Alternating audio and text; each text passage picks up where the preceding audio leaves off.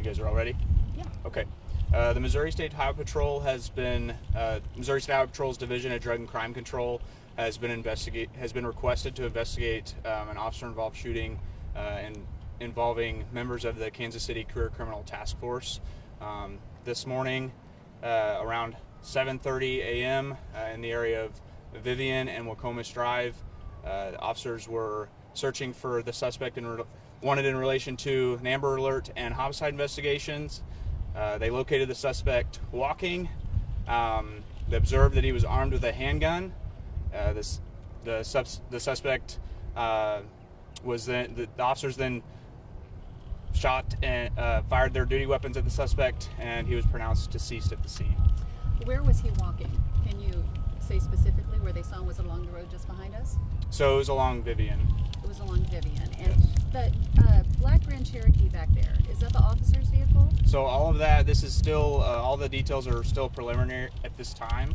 All of those details, as this investigation is ongoing, will be determined and will be investigated thoroughly. So for the first homicide, it was like maybe a block away from where we're at right now? So all of the questions relating to the homicide and questions related to the Amber Alert will be investigated by the Platte County Sheriff's Office.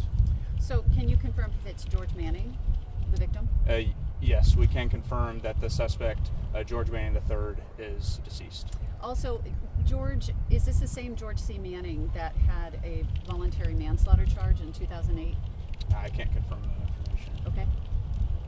Also, where's the blue Hyundai that was stolen? That's all under investigation. I can't confirm that at this time.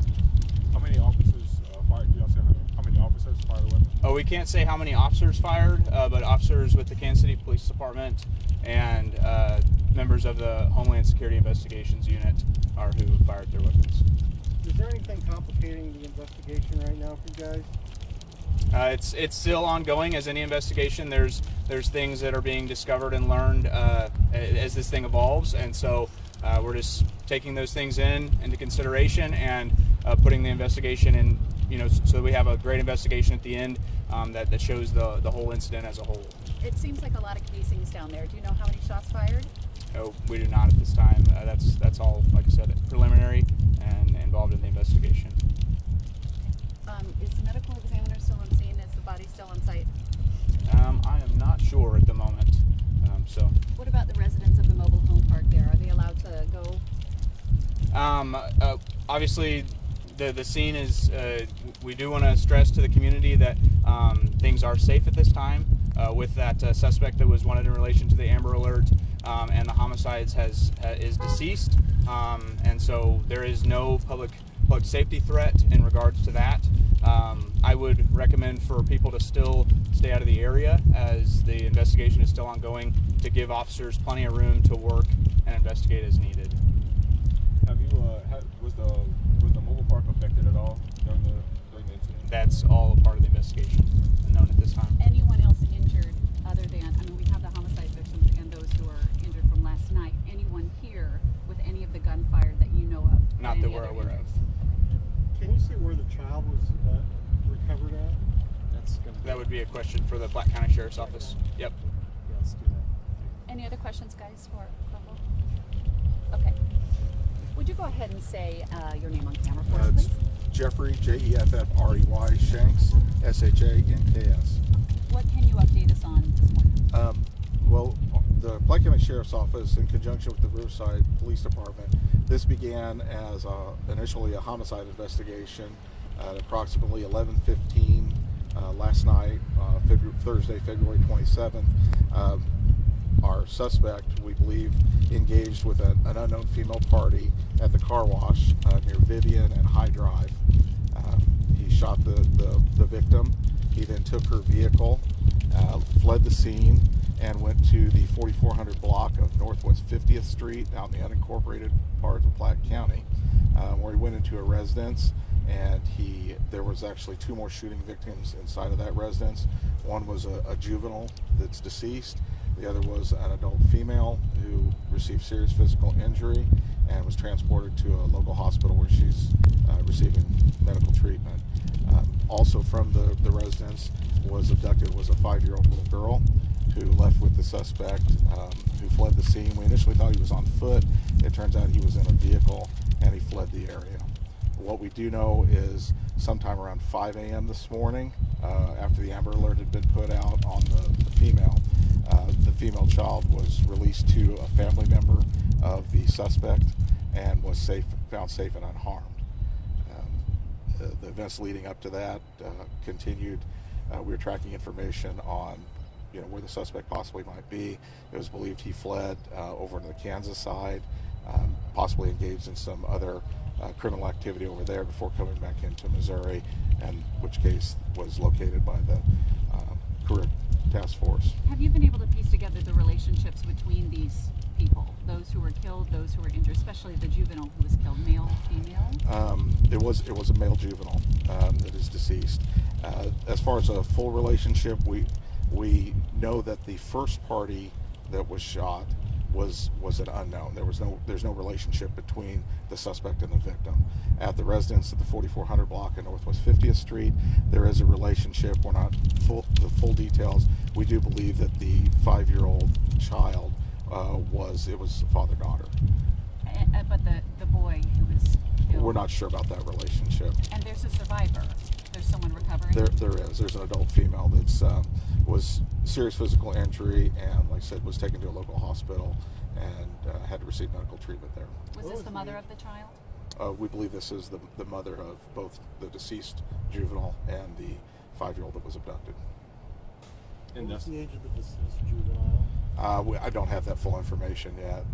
We're withholding something simply because with the mother having to undergo surgery at the hospital, we're making sure the proper notification is made before we give out too much information regarding the victims. Were police in the area already? Is that how they found him in this area specifically? Or were they tipped off? We had information on the vehicle that he was in when he came back over into Missouri. He had abandoned a vehicle and it was stolen over in Kansas. So we had a vehicle description to look for, and we knew it was in the area. Did he have anybody he knew in this area? That I'm Why not- he'd be walking back here? That I'm not unsure of. I'm not sure if he had lived in this area at one point or if he worked around here, but my understanding is he was familiar with the area, but I'm not sure why. And can you confirm that voluntary manslaughter charge in his record or prior? We haven't dove in and taken a look at his possible criminal history or any convictions like that. I know you said the child was given to the suspect's family. Was there any thought to give it to the mother's family or to her mother's family? All I know is that currently the child is with the closest living relative that was able to care for her. What about all the task force and everybody working together? How big of a deal is that for everybody to be gelling? And you took a lot of people.